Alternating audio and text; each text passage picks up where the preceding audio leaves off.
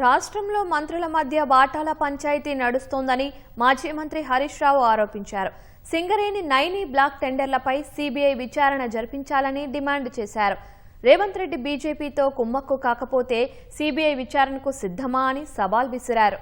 Site visit certificate నిబంధన వెనుక కుట్ర ఉందన్న హరీష్ రావు దానికి కర్త కర్మ రేవంత్ రెడ్డి అని ఆరోపించారు.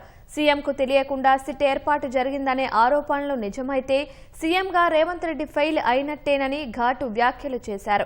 బీఆర్ఎస్ గద్దెల జోలికొస్తే రేవంత్ రెడ్డి గద్దె కూలుస్తామని హెచ్చరించారు.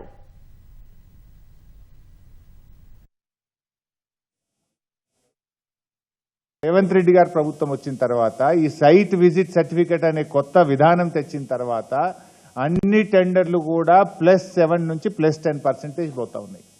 అయితే నిన్న బట్టి గారు కేవలం నైనీ బ్లాక్ మాత్రమే సైట్ విజిట్ సర్టిఫికేట్ ఉంది గనక ఆ టెండర్ రద్దు చేస్తామన్నారు. మరి వీటి సంగతి ఏంది? ఈ సైట్ విజిట్ సర్టిఫికేట్ వెనుక ఉన్న కుట్ర ఏంటంటే అదర్వైజ్ ఆన్లైన్ టెండర్లు ఉంటే ఏమవుతుంది? దేశంలో ఏ రాష్ట్రం నుంచి అయినా ఎవరైనా అనుభవం ఉన్న కాంట్రాక్టర్లు ఆన్లైన్లో డైరెక్ట్గా టెండర్ వేయచ్చు. సైట్ విజిట్ సర్టిఫికేట్ అంటే కాంట్రాక్టర్ సైట్కు పోయి చూసి ఆ సింగరేణి నుంచి సైట్ మేము విజిట్ చేసినామనే సర్టిఫికేట్ తీసుకోవాలి. దాంతో ఏమైపోతుంది?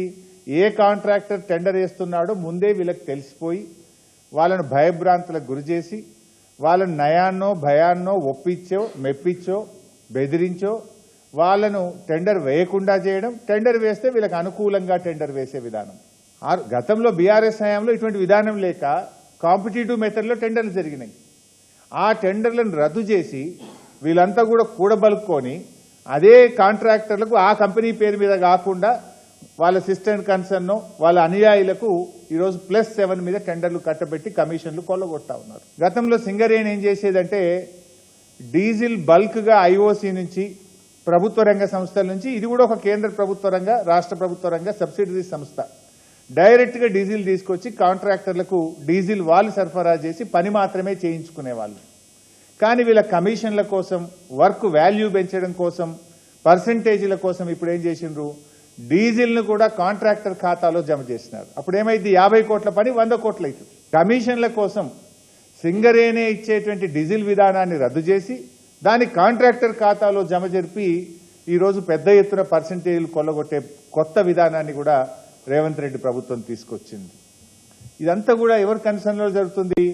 ముఖ్యమంత్రి గారి దగ్గరి సన్నిహితుడు, ఆయన సమీప బంధువు కనుసన్నల్లోనే ఇదంతా జరుగుతూ ఉంది.